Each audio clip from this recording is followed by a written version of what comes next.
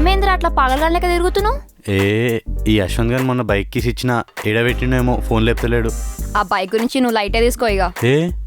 ఏమైంది? వాడు పొద్దున్నే విజయవాడ పోతా అని చెప్పిండు. విజయవాడనా? నా బైక్ మీద?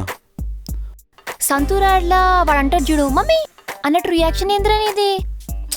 అబ్బా ఇక నేను హ్యారీ గాని బండి తీసుకుని పోతా. అయినా నీకు బైక్ తో అంత అర్జెంట్ పని ఏముందిరా? అది హలో ఎక్కడున్నావు? వచ్చేసినావా? సరే అక్కడనే ఉండి, ఒక్క నిమిషం వస్తున్నా. సరే నేను ఇప్పుడే వస్తా. ఆ పాయసం మొత్తం కుడిది అయినట్టు తాగేకు. ఇది పైసమారా గంజి నీళ్ళు ఎక్కున్నాయి.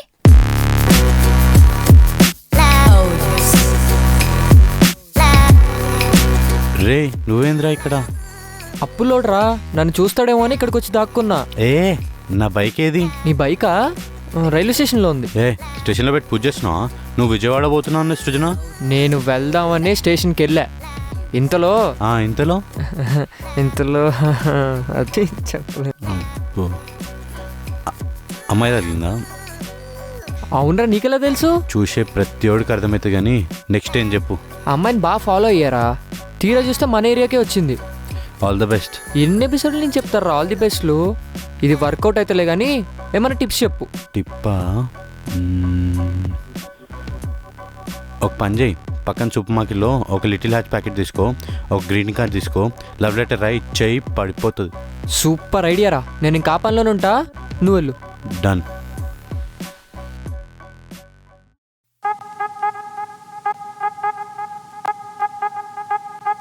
రే ఎంతసేపు వెయిట్ చేయాలరా రోడ్ పైన? నా బైక్ ఫ్రెండ్ తీసుకెళ్ళాడు, అందుకే లేట్ అయింది. అయినా ఇప్పుడు ఏమైంది? ఎదవలు ఎక్కువైపోయారు రోడ్ పైన. అమ్మాయి కనిపిస్తే తినేసేలా చూస్తున్నారు. చూసింది. వాడు నీకు తెలుసా? అరే కార్తిక్,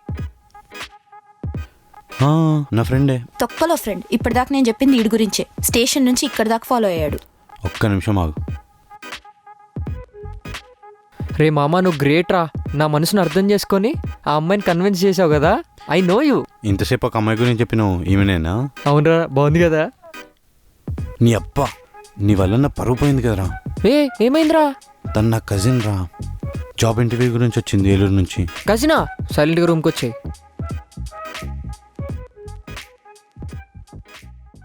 ఇంట్లో ఉంటే వంట చేయమని అమ్మ చంపుతుంది. ఎక్కడ పెళ్లి చేస్తారో అని భయమేస్తుంది నాన్నని చూస్తుంటే. అందుకే హైదరాబాద్లో జాబ్ అప్లై చేశాను. లక్కీగా రావాలి. లక్కీగా కాదు కదా, లాటరీలో కూడా రాదు. ఈ పర్సెంటేజ్తో జాబ్ ఎలా వస్తుందిరా? ఏది ఇక్కడి? ఓ, నేనే అనుకుంటే నాకన్నా చాలా గ్రేట్ ఉన్నావుగా చెల్లమ్మా. I appreciate it. ఈ జాబ్ రాకపోతే ఖచ్చితంగా నాకు ఇంట్లో పెళ్లి చేసేస్తారు. మీరు సీరియల్స్ చూస్తూ ఉంటారా? సరే ఇప్పుడు ఆ డైలాగ్లో ఎందుకు కానీ, జాబే కదా, మేము చూసుకుంటాం. ఆ కంపెనీ డీటెయిల్స్ ఇటీ. అదిరా సంగతి. నాకు ఆ కంపెనీ డీటెయిల్స్, ఆ ఓనర్ గారి డీటెయిల్స్ మొత్తం కావాలి. తెచ్చేద్దాం. చలో లెట్స్ గో. ఏంట్రా జీవితం, గురుగారి ఫోన్ చేస్తే కానీ సెట్ అవ్వదు లైఫ్.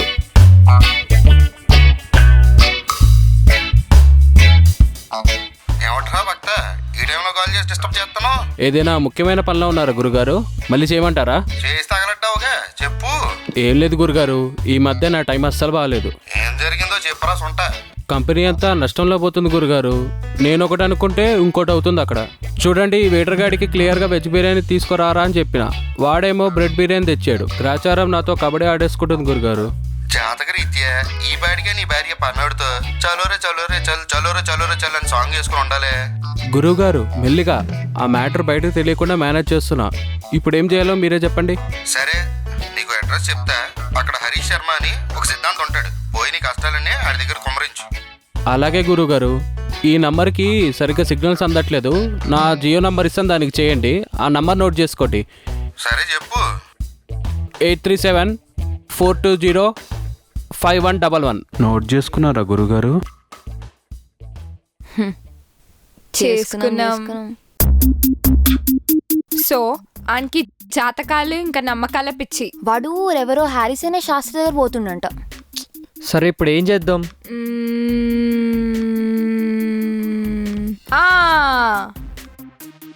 నాకు ఒక ఐడియా వచ్చింది. Good idea. అన్నీ అనుకున్నది అనుకున్నట్టు జరిగితే నాకు జాబ్ పక్కా. గ్రేట్ కదా.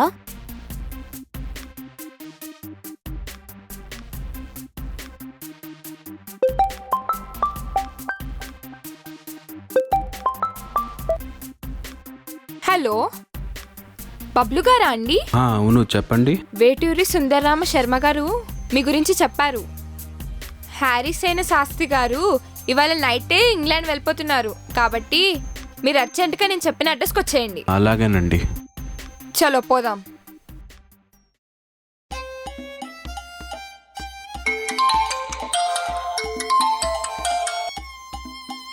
హలో చెప్పు. మేడం మొన్నేసిన టెండర్ కూడా ఓకే అయింది. ఇదంతా మన హ్యారిసేన శాస్త్ర మహత్యం. ఎక్కడున్నారు మేడం? ఆయన వచ్చాకే కదరా మన కంపెనీల జీవితాలు అన్నీ మారిపోయినాయి.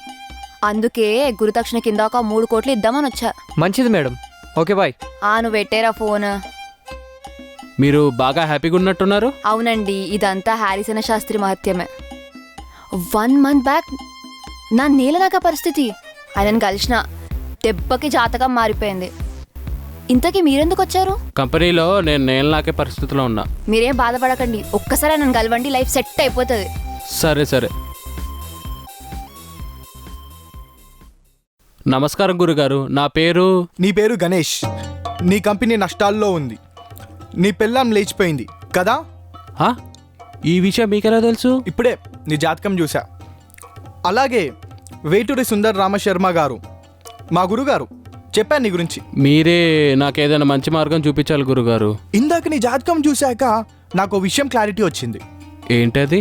రేపు నీ కంపెనీలో ఒక్క జాబ్ కోసం 100 మందికి ఇంటర్వ్యూ జరుగుతుంది కదా?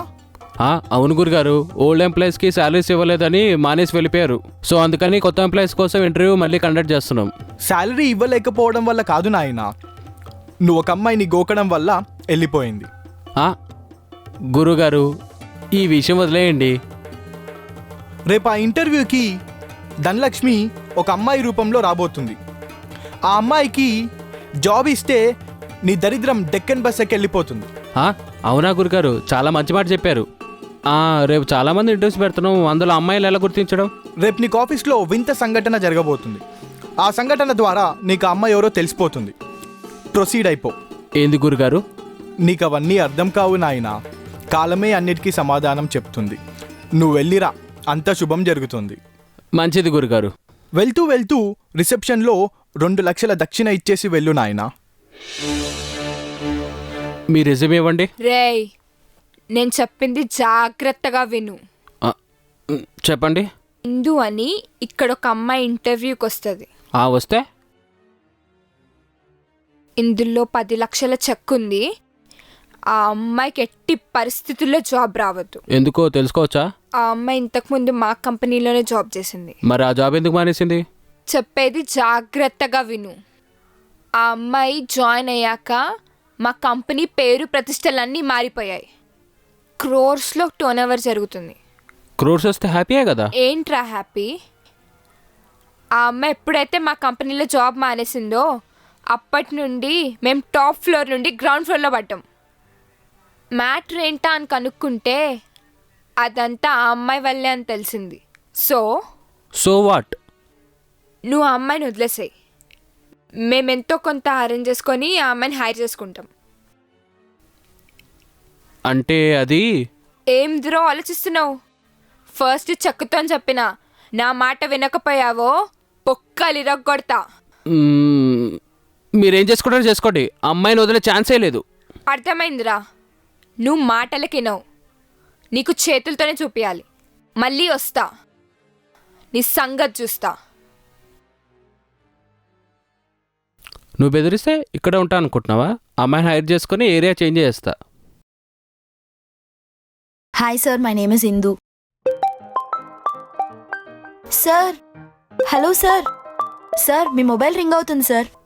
యా, హలో సార్, మొన్నేసిన టెండర్ కూడా ఓకే అయింది సార్. నాకు చాలా హ్యాపీగా ఉంది.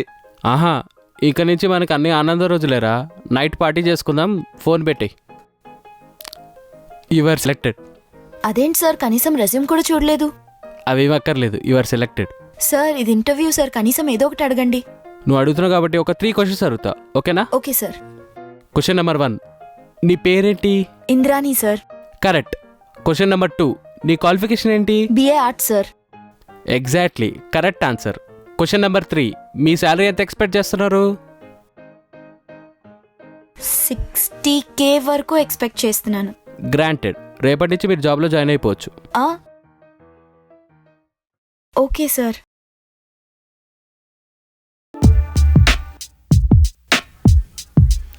ఇలా ఇలా ఇలా ఇలా ఇటు ఎంత ఓవర్ యాక్షన్ అమ్మా.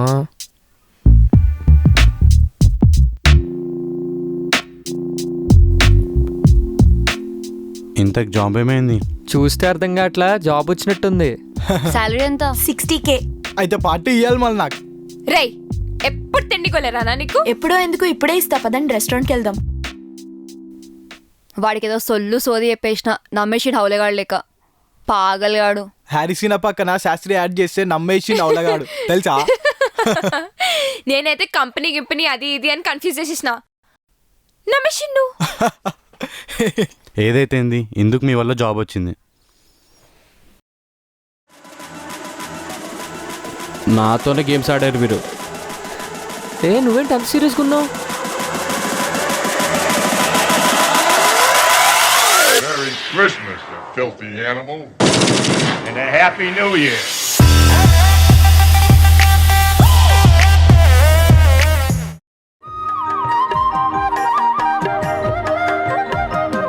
ఈసారి మాత్రం పెట్టిన స్లిప్ పెట్టినట్టు అన్ని ఎగ్జామ్లు వస్తాయిరా. అంత ఖచ్చితంగా అలా చెప్తున్నా? లాస్ట్ టైం వెస్ట్లో కూర్చొని రాశాను, వెస్ట్ మనకి పడదు, గురువుగారు చెప్పారు అక్కడికి, కానీ మర్చిపోయా. ఇప్పుడు ఈస్ట్లో కూర్చొని రాస్తున్నాను కాబట్టి పని అయిపోద్ది. మీరు వెస్ట్ గోదావరి కదన్నా, ఈస్ట్ గోదావరి షిఫ్ట్ అయిపో.